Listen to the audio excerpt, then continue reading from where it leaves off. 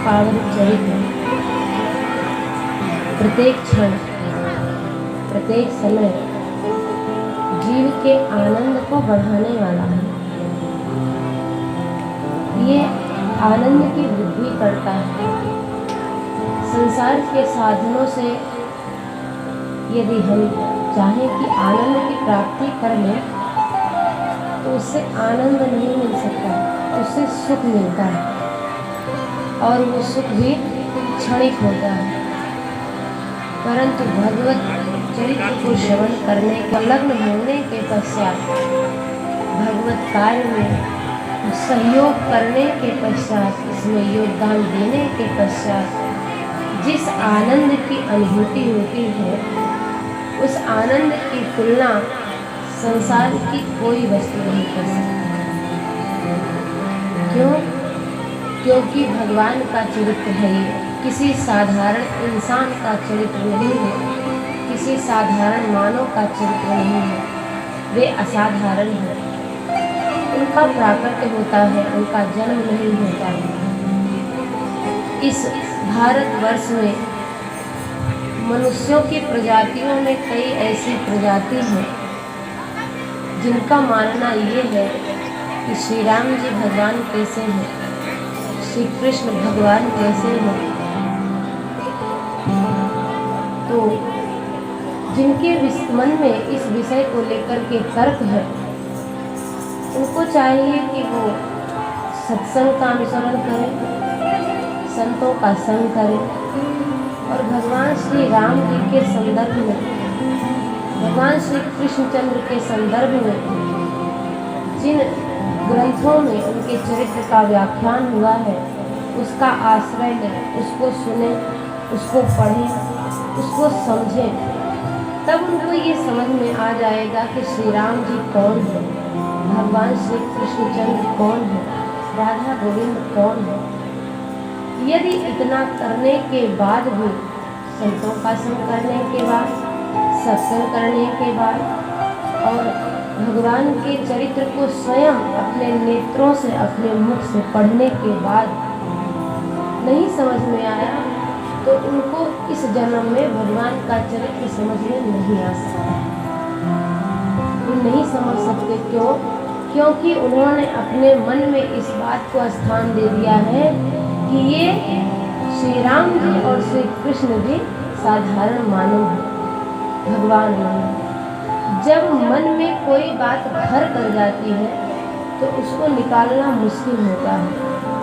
समझदार वो है जो सज्जनों का संग करके मन के उस कुत्सित विचार को निकाल दे और सत्य को हृदय में धारण करे। परंतु वो महामूर्ख होगा जो संतों का संग प्राप्त करने के बाद भी, भगवान के लीला को श्रवण करने के बाद भी इस बात को हृदय में धारण नहीं करता कि भगवान श्री कृष्णचंद्र भगवान है, ब्रह्म है, श्री राम जी ब्रह्म है। जो इस बात को नहीं मानता, जिसका हृदय इस बात को नहीं धारण करता, उससे बड़ा पापात्मा, उससे बड़ा पतित, उससे बड़ा अज्ञानी जीव इस संसार में कोई हो नहीं सकता।